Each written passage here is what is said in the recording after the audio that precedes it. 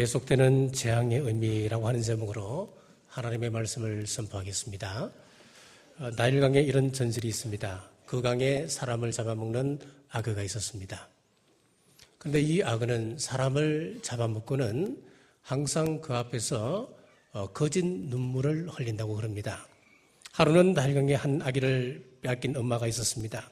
아기를 빼앗긴 어머니가 이 악어에게 애걸을 했습니다. 제발 좀 보내달라고, 살려달라고. 그러자 이 악어가 이렇게 말했습니다. 내가 이 아이를 먹을 것인지 아니면 살려줄 것인지 그거 맞추면은 보내준다는 거예요. 그래서 이 질문은 그런데 억지입니다. 만일 어머니가 아기를 돌려줄 것이다 이야기하면은 아니 나는 잡아먹으려고 해서 그리고는 이 아기를 잡아먹는 거예요. 또 어머니가 당신은 돌려주지 않을 것입니다 라고 이야기하면 아니 나는 돌려줄 것이라고 했는데 돌려줄 생각이었는데 그리고 또 잡아먹을 겁니다. 어쨌든 이 답은 결국은 아이는 잡아먹히게 되는 거예요. 여기에 악의 논법이라고 하는 말이 생겼습니다. 악의 논법은 자기 위주의 궤변입니다. 악의 논법이라고 하는 것은 거짓입니다. 그리고 속임수입니다. 바로는 나일강의 악어처럼 궤변을 말하며 하나님을 속이고 있습니다. 개구리가 올라오고 이가 생기고 파리가 생길 때는 그가 잠시 후회하는 것 같았고 회개하는 것 같았습니다마는 거짓 눈물을 흘리기도 했습니다마는 결국은 다시 완악해져버리고 말았습니다. 오늘 읽은 9장에서 계속해서 하나님의 재앙이 내려옵니다. 돌림병이 오고 악성 종기가 생기고 우박이 떨어지는 재앙이 9장에 기록되어 있습니다. 그때마다 바로는 눈물 흘리는 악어처럼 거짓 회개를 합니다.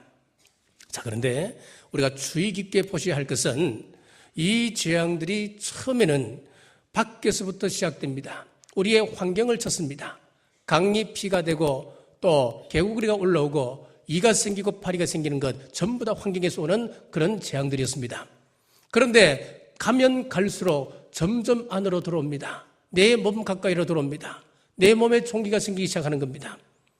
그 다음으로 재산상의 어려움을 가져다주는 점진적으로 발전하고 있다고 하는 것을 우리는 아셔야 됩니다. 그러므로 우리는 계속되는 재앙의 의미를 아셔야 이런 재앙으로부터 회복을 가져올 수가 있습니다. 계속되는 재앙의 의미 첫 번째는 문화를 바꾸라고 하는 하나님의 의도가 숨어 있습니다. 본문 3절을 보십시오. 여호와의 손이 들에 있는 내 가축 곧 말과 나귀와 낙타와 소와 양에게 더하리니 심한 돌림병이 있을 것이며 출애굽기 1장에서 9장 1절에서 7절까지 보시면은 다섯 번째 재앙 돌림병에 대한 재앙을 말씀하고 있습니다. 이것은 소를 비롯한 짐승들에게 내리는 질병이었습니다. 많은 동물들이 죽어갑니다. 요즘 말로 하면 구제역과 같은 것이겠지요. 굽있는 모든 동물들에게 하나님의 돌림병, 재앙이 내려오기 시작했습니다. 당시 애굽에서는 왕을 바로라고 이야기했습니다. 바로라고 하는 말의 의미를 살펴보면 파라고 하는 것은 아들, 라오라고 하는 것은 태양 이런 뜻입니다. 그러니까 바로라고 하는 뜻을 보면은 태양신의 아들이라고 하는 뜻을 가지고 있는데 이것이 애굽 사람들에게 흐르고 있는 신앙 정서입니다. 그러니까 특별히 출애굽 시대 때 있었던 왕은 아멘호텝 2세인데 이 아멘호텝 2세는 특별히 소를 숭배하는 사람이었습니다. 아피스라고 하는 소를 숭배했습니다. 많은 벽화 가운데 아멘호텝 2세의 그런 벽화가 남아 있습니다.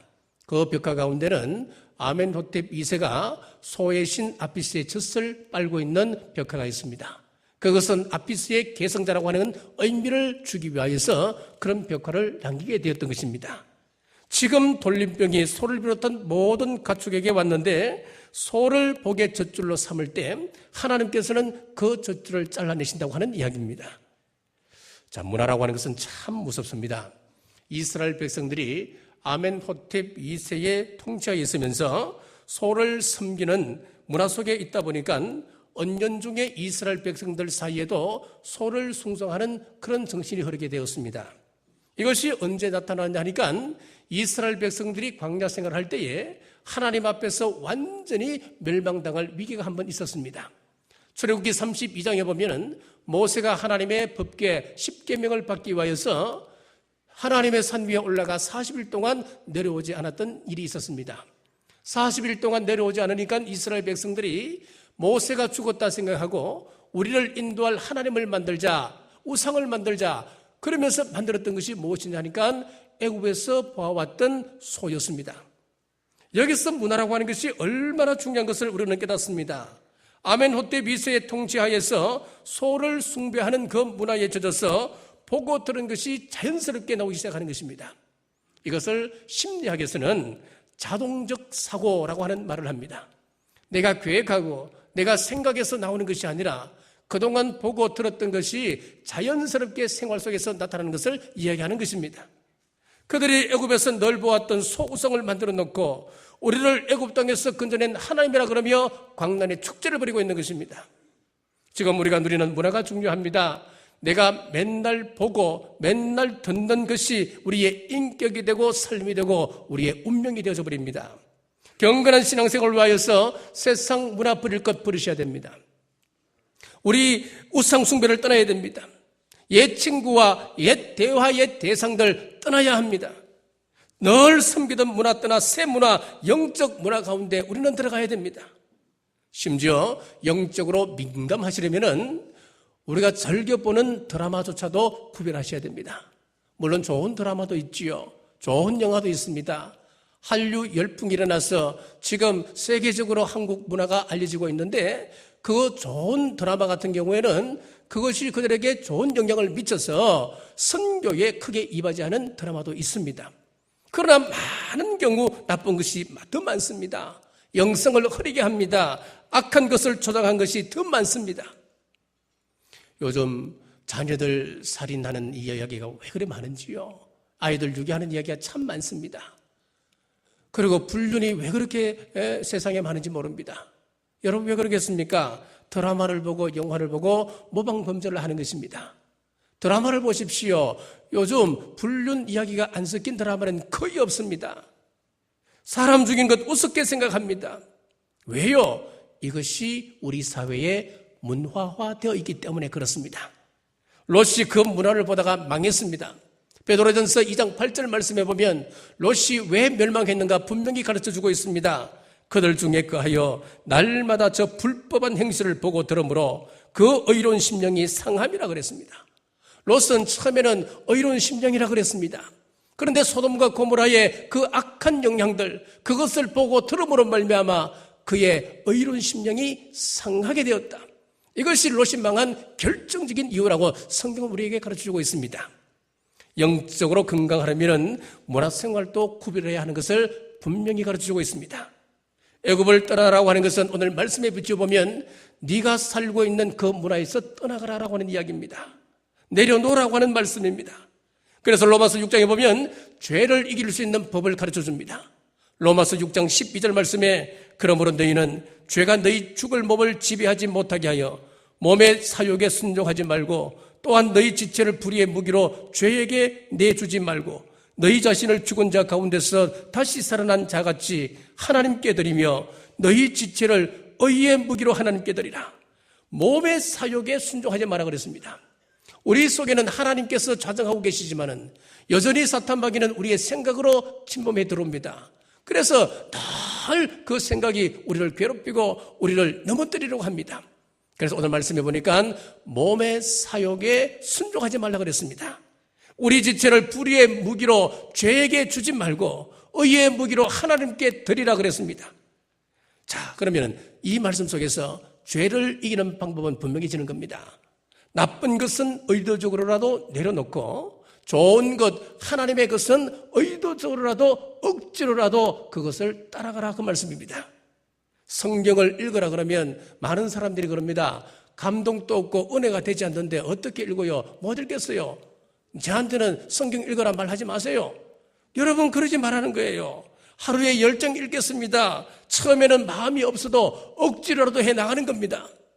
교회에서 가정예배 드리십시다 선포하고 권하면은 집안을 예배 분위기로 바꿔버리라 작정하고 힘들어도 시작해보는 거예요. 지난주에 새가족 신방이 있었습니다. 신방을 가서 제가 참 은혜 받고 왔습니다. 이분은 올 1월 달에 우리 교회에 등록한 분입니다. 그런데 작년 연말부터 늘 우리 가정 예배를 드리면서 우리 가정의 예배가 회복되면 좋겠다. 늘 소원을 부르면돼요. 그러다 우리 교회 첫 주석을 했는데 우리 교회가 가정 예배를 그렇게 강조하더라는 겁니다. 그래서 다시 작정을 하고 외지에 나가 있는 자녀들에게 전부 다 전화드려서 앞으로 매일매일 가정 예배 드리자. 그리고 부인이 옆에 없을 때는 혼자라도 서로 예배 드리고 서로 없을 때는 예배 드리자. 그래서 예배 드리기 위해서 애를 쓴다고. 자, 그 말씀을 듣고 제가 얼마나 은혜 받고 얼마나 감격이 있는지 모릅니다. 죄를 이기는 방법은 의도적으로 순종하는 겁니다. 떠나기 싫어도 애굽 문화를 떠나는 것입니다. 어떻게 그걸 떠나요? 400년 동안 우리가 여기서 틀을 닦고 살았는데 어떻게 떠나겠습니까? 그러나 하나님 말씀이라면 떠나는 겁니다. 하나님이 잘라라 그러면 자르는 겁니다.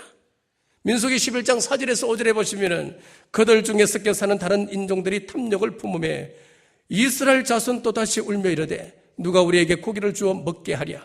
우리가 애굽에 있을 때에는 값없이 생선과 오이와 참외와 부추와 파와 마늘들을 먹은 것이 생각나거늘. 이 사람들은 출애굽한 사람들이에요. 지금 광야 생활의 이야기입니다. 애굽을 이미 떠나왔는데도 불구하고 오늘 말씀해 보니까 그들의 생각은 아직도 애굽 문화에 처져 있었습니다. 그들의 생각까지 완전히 애굽을 떠난 것이 아니었다는 이야기예요. 그때가 좋았더라고. 지금의 이 축복이 얼마나 큰 복인지 모르고 불평하고 원망하고 있는 것이었습니다. 과거에는 내 몸, 내 시간을 불의의 병기로 들었습니다만은 이제는 의의 병기로 억지로라도 하나님께 드리는 거예요. 봉사할 일이 있으면 얼마나 귀찮습니까?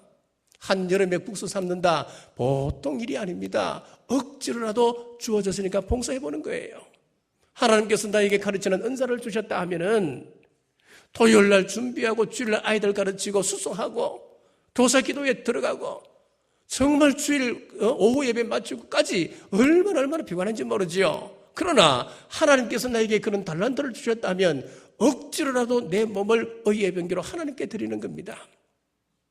나에게 찬송의 은사가 있다 그러면 모이기 힘들고 또 함께 준비하는 것이 너무 힘들지라도 하나님 앞에 내 목소리를 드리는 겁니다. 양육하고 돌보는 은사가 있으면 힘들어도 건설하는 겁니다. 자, 그리고 죄 짓는 데는 의도적으로 안 가는 겁니다. 김유신 장군이 자기가 아끼는 에마가 있었습니다. 그런데 그날 새벽 무렵이 됐는가 봐요. 너무너무 피곤한 몸으로 말 위에서 꾸벅꾸벅 졸고 있는데 늘 말이 지금까지는 주인이 기생집으로 인도했잖아요. 그런데 마음으로 나는 절대로 앞으로 기생집에 안 간다. 작정했는데도 이 말이 그걸 압니까? 꾸벅꾸벅 졸고 있으니까 다른 날처럼 그 집에 가겠지 생각하고 말이 기생집으로 자기를 떡 데리고 서 있는 겁니다. 눈을 떠보니까 기생집이거든요. 그 자리에서 칼을 뽑아서 자기가 사랑하는 에마 그 말을 목을 자르는 겁니다. 억지로라도 죄를 안 지르고 노력하는 거예요. 여러분, 문화는 바꾸어 가는 겁니다. 문화를 바꾸면 하나님께서 어떻게 우리를 인도하신지 보시랍니까? 요한계시록 보면은 종말 때 우리에게 크게 세 단계의 세 가지의 큰 재앙이 임합니다. 첫 번째 재앙은 6장에 보니까 7인을 떼는 재앙이었습니다. 하나님께서 수많은 재앙을 숨겨두었다가 그 인을 하나씩 뗄 때마다 상상하기도 힘든 그런 재앙들이 이 땅에 쏟아지기 시작하는 겁니다. 자, 이 7인은 준비 운동에 불과합니다. 그 두 번째 재앙이 무엇이냐 하면은 8장부터 11장까지 나팔 재앙이 쏟아집니다. 나팔 재앙이 네 천사에 의해서 한 번씩 불어지는데 나팔이 한 번씩 불 때마다 이 지구상에 엄청난 재앙들이 떨어져 임하기 시작합니다. 바다의 3분의 1이 죽습니다. 바다의 물고기들이 죽어가는 겁니다.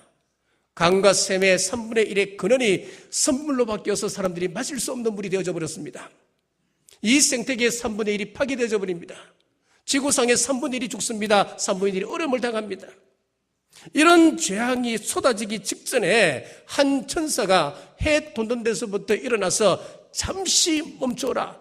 그러면서 하는 이야기가 요한계시록 7장 3절 말씀에 이르되 우리가 우리 하나님의 종들의 이마에 인치기까지 땅이나 바다나 나무들을 해하지 말라 하더라. 무슨 말이냐 하면은 재앙이 일어나기 전에 하나님의 백성들을 보호하는데 그 이마에 인을 치는 것이었습니다.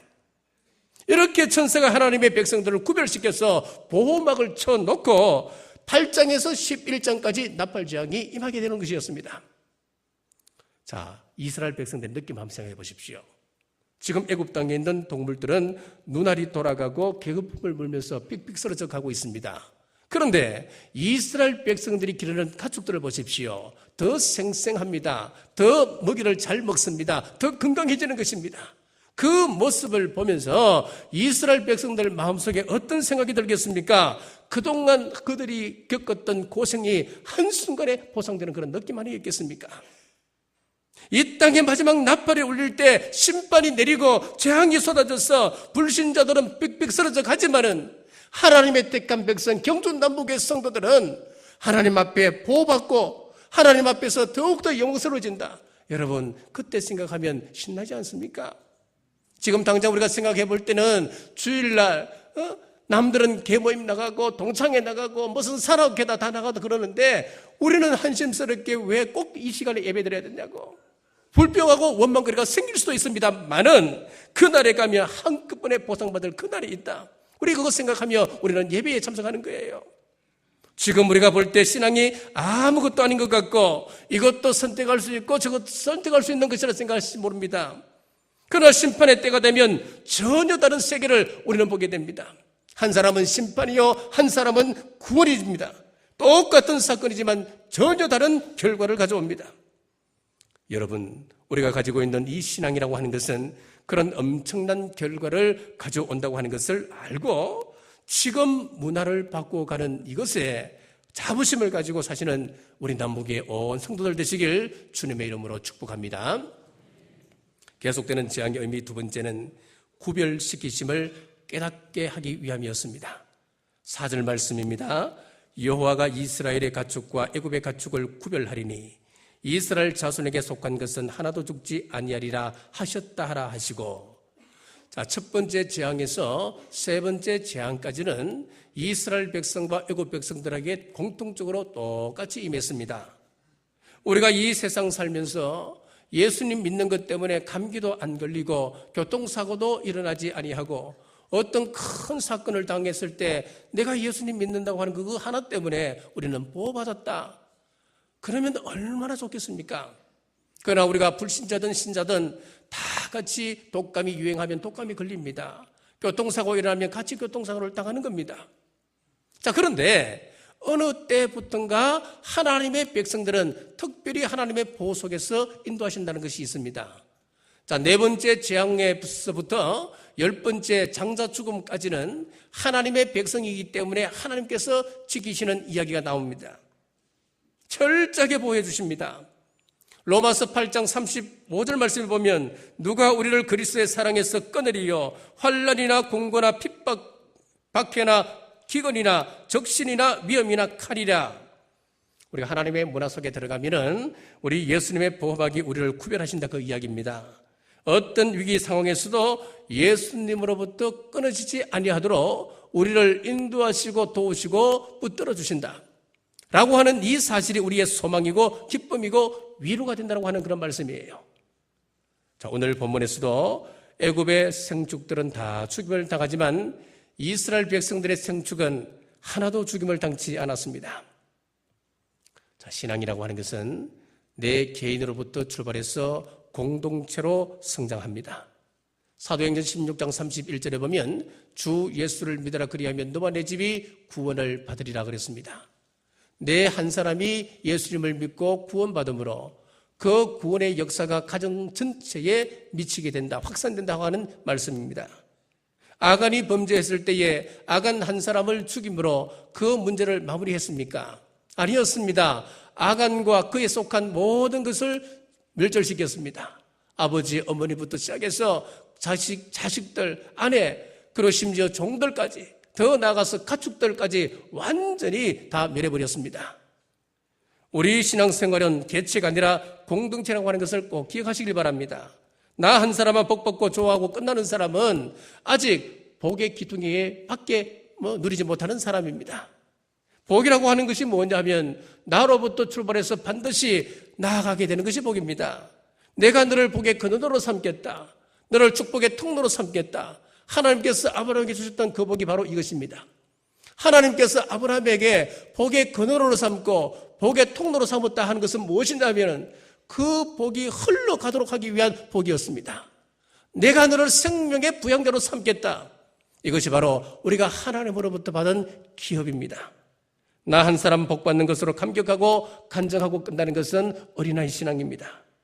사랑하는 남부가족 여러분, 나 한 사람 구별하셔서 예수님 믿게 하시고 하나님 자녀 삼아 주셔서 나 한 사람으로 말미암아 우리 가정 전체가 구원받고 나 한 사람으로 말미암아 내가 속한 단체나 기관이 복을 누리며 또 나를 만나는 사람들이 복된 인생으로 구별되는 간증이 여러분의 삶에서 넘쳐나시길 주님의 이름으로 축복합니다.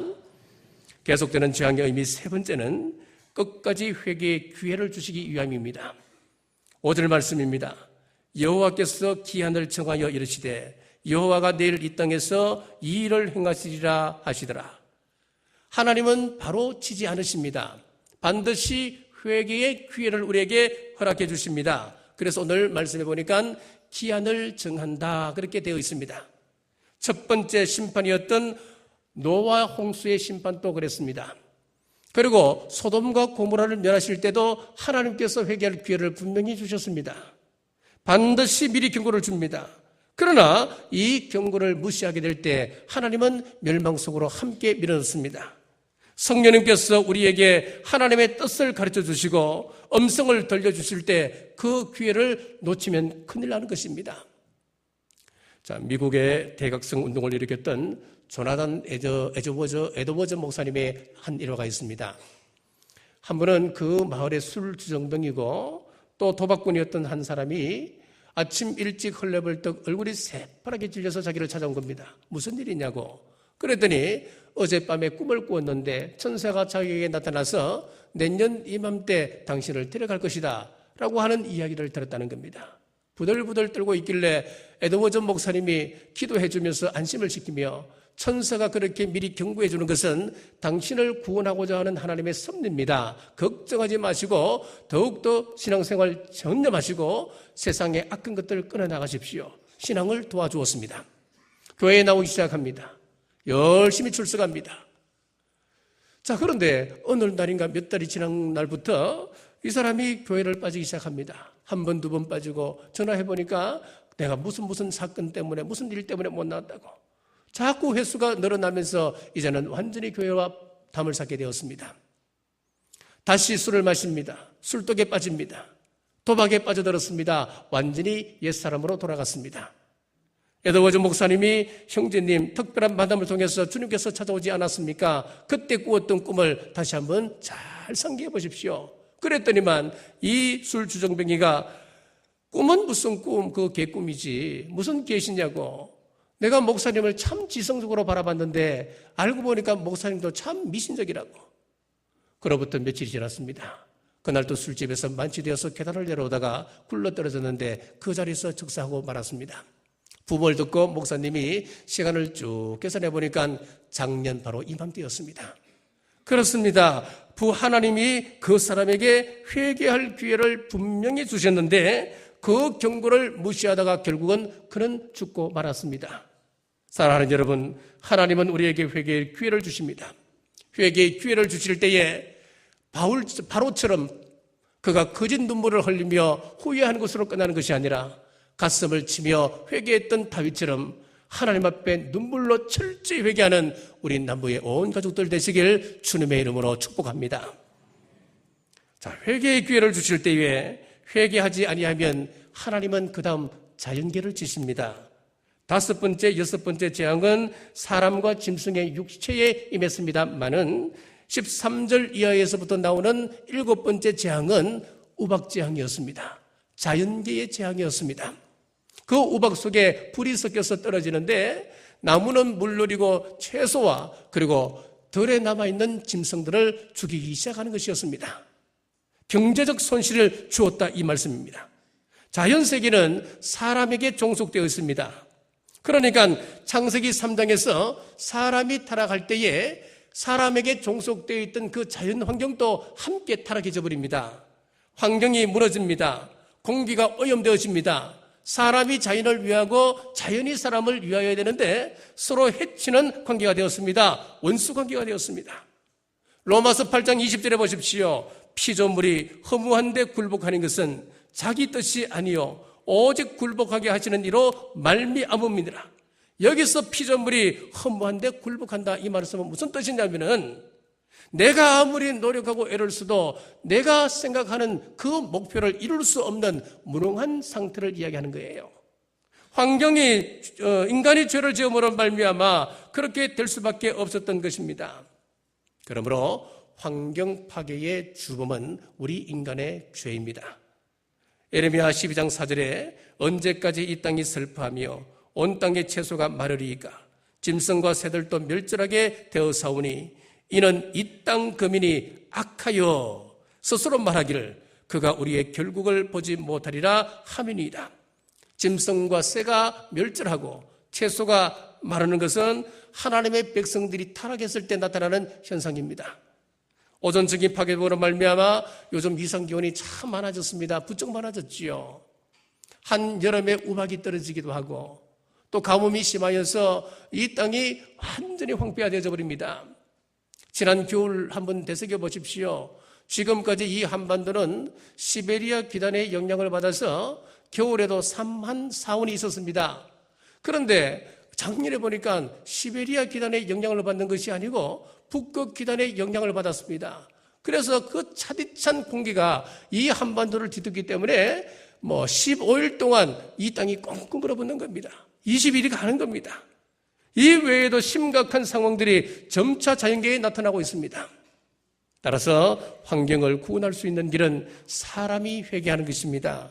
하나님의 자녀들이 그 영광을 회복하게 되면 자연 세계가 하나님의 아들들에게 속해 있기 때문에 이 자연 환경도 영광을 회복하게 된다. 그것이 바로 예레미야서의 말씀입니다. 이런 재앙이 올 때에 이 재앙을 피하는 애굽 사람들이 있었습니다. 20절과 21절 봅니다. 바로의 신하 중에 여호와의 말씀을 두려워하는 자들은 그 종들과 가축을 집으로 피하여 들였으나 여호와의 말씀을 마음에 두지 아니하는 사람은 그 종들과 가축을 들에 그대로 두었더라. 자, 애굽 백성들 가운데 특히 바로의 신하들 가운데 참 눈치 빠른 사람들이 있었습니다. 이 사람들이 가만히 보니까 자기 애굽 사람들에게는 재앙이 임하기 시작하는데 이 이스라엘 백성들에게는 재앙이 임하지 않는 거예요.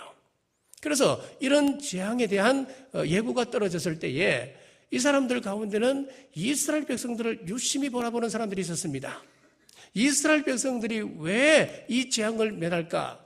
그리고는 이스라엘 백성들이 하는 것 그대로 따라하는 애굽 사람들이 생기기 시작했습니다. 이스라엘 백성들이 들에 나가 있는 가축을 전부 다 집안으로 드립니다. 종들을 집안으로 드립니다. 그것을 보고 애굽의 바로 신하 가운데 자기들의 재산 가운데 들에 나가 있는 짐승들 그리고 종들을 전부 다 따라서 집안으로 넣는 사람이 있었습니다. 그 사람들은 재앙을 면하게 되었습니다. 자, 우리가 신앙생활 잘 하는 게 뭡니까, 여러분? 영의 귀가 열려서 하나님의 음성을 직접 듣고 하나님과 깊은 교제 가운데 빠져드는 것, 그것이 물론 바람직하고 그렇게 되어야 되지요. 그런데 우리가 그렇게 하지를 못하는 겁니다. 그래서 하나님께서 우리에게 많은 멘토들, 모델을 우리에게 주셨습니다. 내 곁에 좋은 신앙을 가진 장로님, 집사님, 권사님들을 모델로 주셨습니다. 그들이 왜 복된 인생을 살아가는 것일까? 살피다 보면 지혜로운 애국 사람들처럼 생명의 복음을 경험하게 되는 것입니다. 우리의 삶은 부메랑의 원리와 같습니다. 내가 던진 대로 그대로 우리에게 임합니다.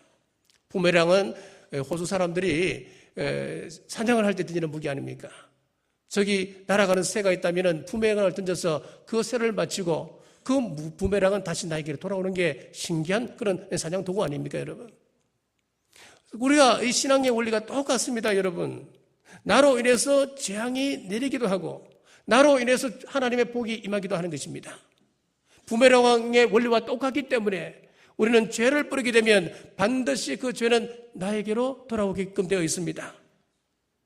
자, 오늘 계속되는 재앙의 의미를 함께 나누었습니다. 이 속에 우리 문화를 바꾸시길 원하는 하나님의 마음이 들어 있습니다. 죄된 문화를 따르지 말고 생명의 문화를 따르십시오. 세상과 구별시키셨습니다. 그들과 똑같이 세상을 향하여 거짓과 미움과 또 분열을 던지지 마시고 주님의 소망을 부리십시오. 회개의 기회를 주시기 위함이 믿습니다.